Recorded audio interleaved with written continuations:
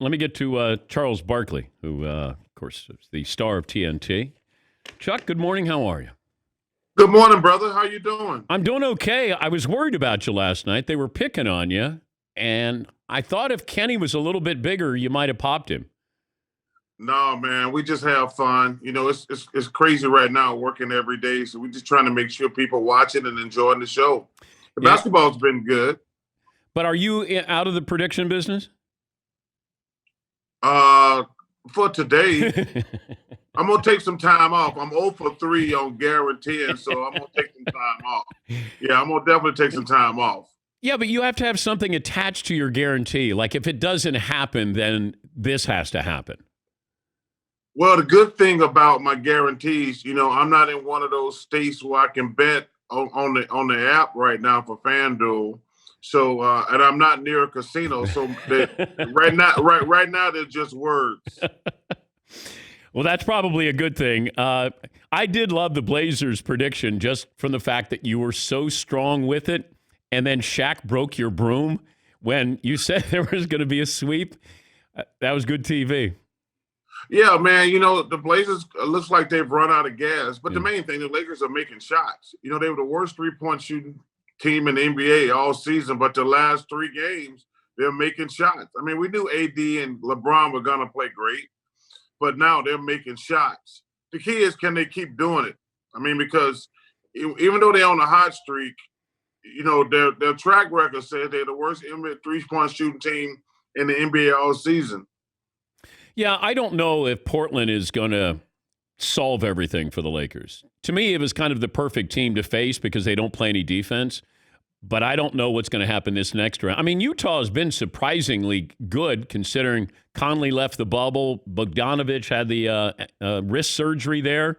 So I don't know who do the Lakers want to face between Denver and Utah. Wait, don't they play the Rockets next? Reggie was saying yesterday that the Lakers facing Utah would be great. Well, first of all, Utah, I can't remember the brackets right off the top of my head. McLevin, check that for me to see if Chuck is right. Yeah, Lakers Rockets. Lakers Rockets, okay. Or Lakers OKC, okay. Yeah, and listen, it all depends on Westbrook, but they'd be favored over the Rockets. Listen, that Denver series, if Denver plays in the defense, I picked Denver to win that series. They played great last night, but that's still a pick 'em series in my opinion. Yeah, I'm trying to figure out what the Rockets. I mean, that philosophy, you live by it, you die by it. You know, I mean, they'd pass up 2s, Chuck, to take a 3. You know what? Listen, they have a style. They're going to go with it. You know, in the third quarter the other night, they made 8 straight threes to start, and they went out to a good lead. And then down the stretch, they were 5 for 26. Yeah. They were actually 4 for 26. They threw one up at the buzzer that went in that didn't count. I mean, they counted. So they were 4 for 26. Listen, it's great if it works, but I think shooting a basketball is probably the hardest part of basketball.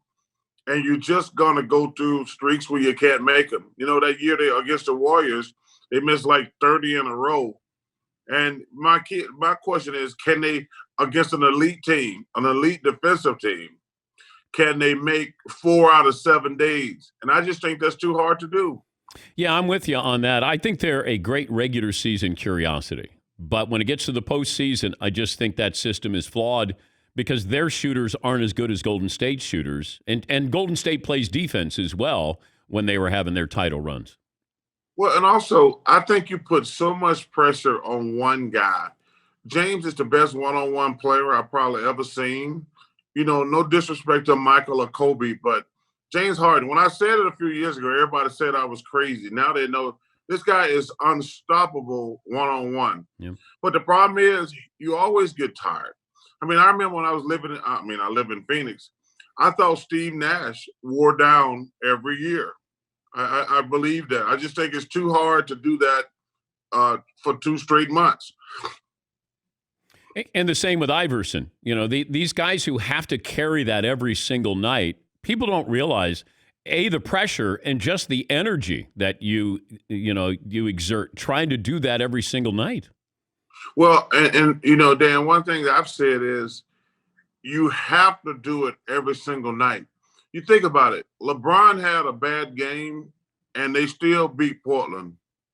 Uh, you know, Jamal Murray's had some bad.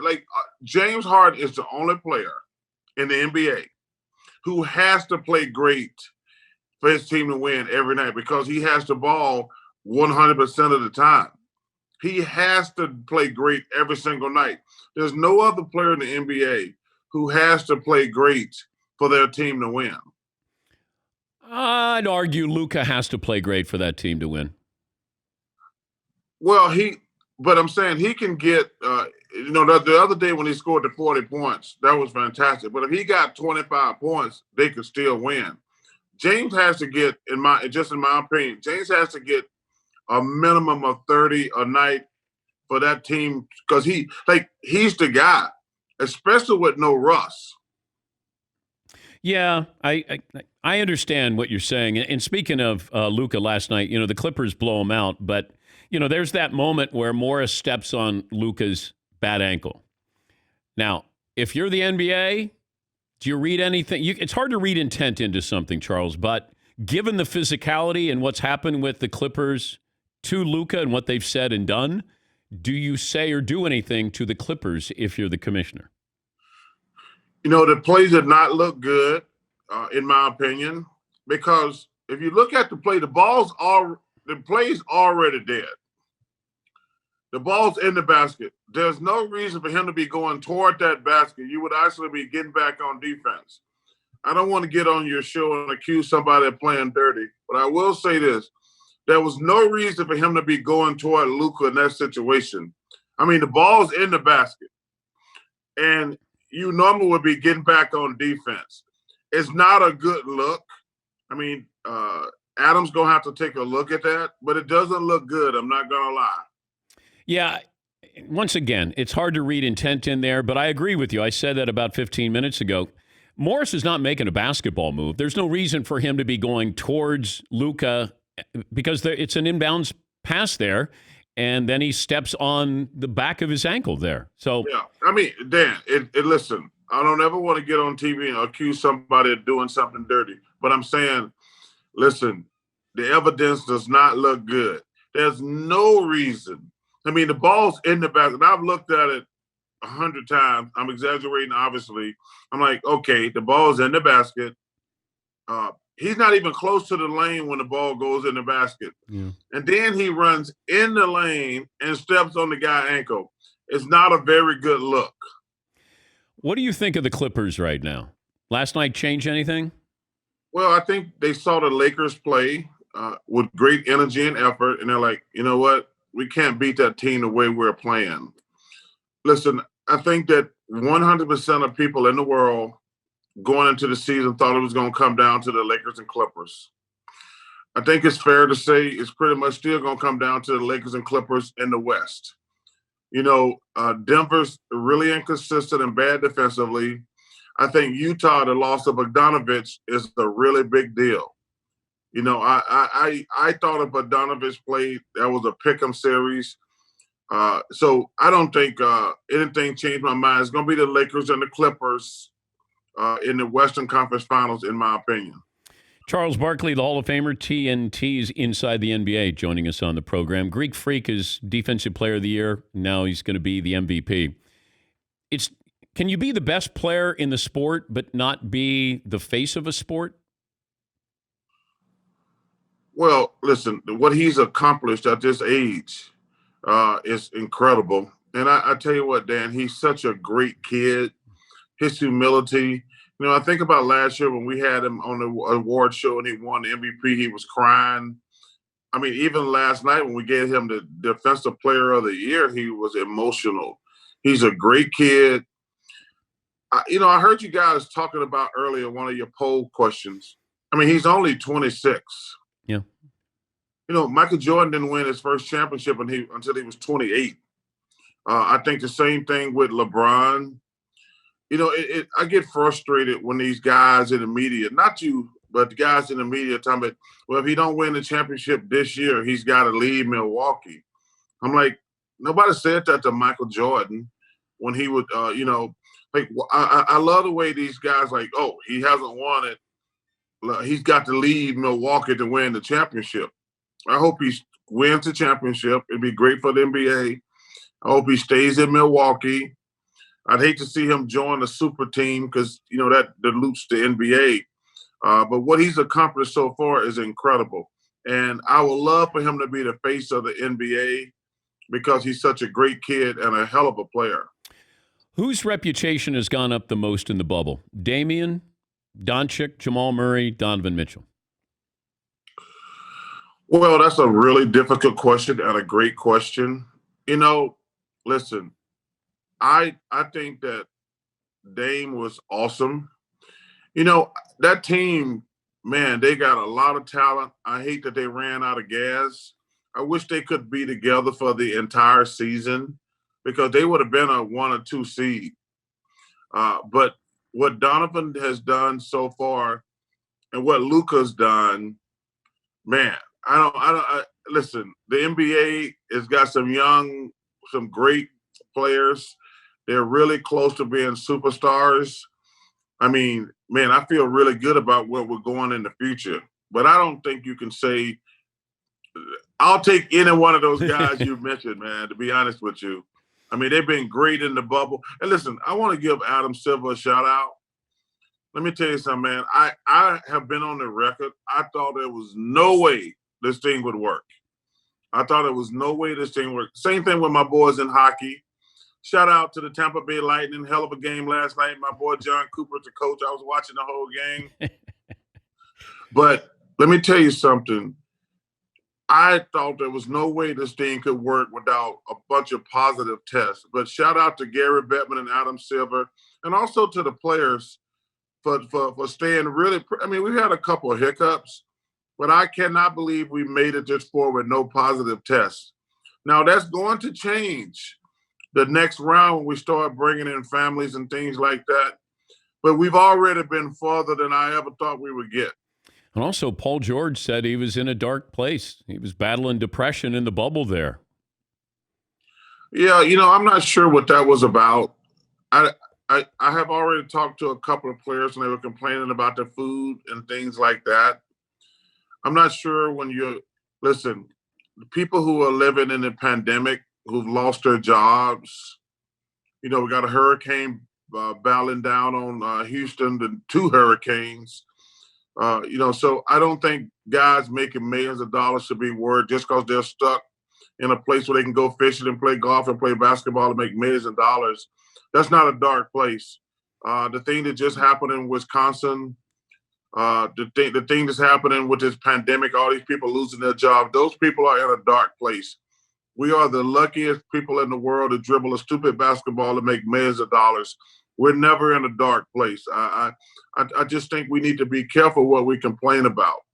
I mean, those people who getting ready to get hit with those 2 hurricanes in the middle of a pandemic, that's awful, man. My thoughts are to those people. You brought up what happened in Wisconsin with Jacob Blake.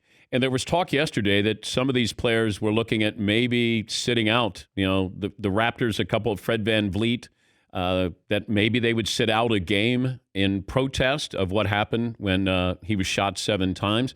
This might come down to, does LeBron, I don't know how much pressure is on LeBron to do something, because when LeBron does it, then everybody else does it. But do you think that there's a potential of these players maybe sitting out a game as a show of protest with what happened? Yeah, I'm not sure what that would do, to be honest with you. Yeah. I think they got an amazing platform. I thought, last night, Doc Rivers, I thought, stole the show. I thought he was amazing. Just the emotion. Dan, like I say, I'm never going to tell anybody they're right or wrong the way they want to protest, but I'm not sure how sitting out a game, boycotting a game would have an effect on the situation. We need police reform. We need prison reform. Those are 2 things we really need. I talked about it last night on the show. I said, I'm disappointed that because bad cops are making it unsafe for the good cops. That's what I said last night. If all the good cops, most of the cops are great. I don't care what anybody says. I think most of the cops are great, but they're making it unsafe for the good cops, the bad cops. And I'm disappointed in the police union. I think the police need to get together and get rid of their union, to be honest with you, because they're making it unsafe for the good cops. We need cops. If it wasn't for the cops, I mean, everybody calls the cops when things are bad, but we have some cops who shouldn't be cops. My bodyguard is a cop for 30 years. His wife was a cop for 30 years. Shout out to James Haywood. And we talk about it all the time. I always get his opinion on these shootings. And he always say, hey, he'll tell me when the cops are right. He'll tell me when the cops are wrong.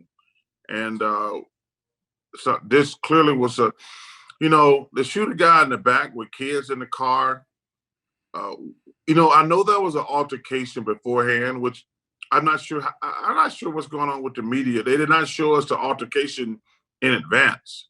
There was an altercation in advance before he went to his car. They haven't showed us that. But that being said, I think we got to find a way to de-escalate the situation without shooting the guy in the back 7 times with his kids in the car. Yeah. And unarmed. Yeah. But, I think you have to really be careful there, Dan. Like I said, I know he wasn't armed, but, if you get in a fight with somebody and they go to their car, that's a really scary situation. But there's got to be a better way than shooting a guy 7 times in the back with his kids in the car. Good to visit with you. You got Thunder, Rockets, Magic, Bucks, Blazers, Lakers. You excited? Dan, this is turning into like a real job. We work every day. It's like the NCAA tournament. Yeah, but that's only a couple days. Working. Dan, I'm 57. I've never worked every day of my life. This is no joke. I'm starting to like you and the nerds a lot more now. It's like, man, how do y'all get up and go to work every day? This is no joke. I don't know how people don't get up every day and go to work. Well, they call professional players. They're called jocks. We don't go to work every day. Are you playing golf today? No, man. The weather has been awful in Atlanta. We're in a bubble in Atlanta. It has rained every day we're getting the remnants of those 2 hurricanes. So it has rained every day for a week, and it's going to rain every day for another week because, like I say, we're not in the path of the hurricane, but we're getting the side effects. Have you had Shaq out playing golf? No. Shaq he's too busy smoking hookah to play golf. Wait, do you have a video of Shaq smoking his hookah? Shaq does hookah every single day, Dan. He loves hookah. I've been a couple times because I'm not a big hookah guy, but he loves his hookah, man. He loves it. What kind of feeling does it give you? It didn't do anything for me. I don't know how it affects other people. It didn't do anything for me. It's kind of like when I smoke pot. I smoked pot like 5 times in my life, and all it made me want to do is eat potato chips. Like I got a couple homeboys who love pot, who smoke it all the time. I've tried about 5 times in my life. And like I say, all it makes me want to do is eat potato chips. You don't need pot to do that. No, but I'm saying, like, I love potato chips, obviously, like most people do. But, I tried to be like one of my boys, like, yo, man, try this. And I tried it. And I'm like, it didn't make me feel no type of way. I'm like, yo, man, it just makes me hungry. It's kind of like yoga. Like yoga, I've done yoga before. And they're like, well, don't it take you to a different place? I'm like, no, it don't do anything for me. I feel like I'm stretching. No, it doesn't free my mind or anything. It just makes me feel like I'm stretching. Good to visit with you. And all right, man, thanks for joining us. Me, man. Thank you for having me. All right, buddy. That's Charles Barkley.